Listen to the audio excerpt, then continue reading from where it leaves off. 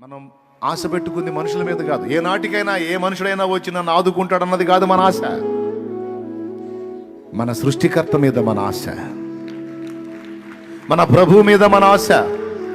మనం ఎదురు చూస్తుంది ఏ నరుడి కోసమో, ఏ ఎవడి దయాదాక్షిణ్యం కోసమో కాదు. మనం ఎదురు చూస్తుంది జీవము గల దేవుడైన యెహోవా కొరకు. నూతన బలం మనం పొందటం ఖాయం.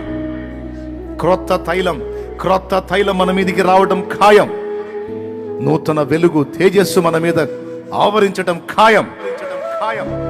మనల్ని ఆవరించిన అంధకారం తరిమి కొట్టబడటం ఖాయం. నిరాశ అనేది ఒక అంధకారం. ఆ ఒక్కదాన్ని మీ ముందు ఉంచాను నేను.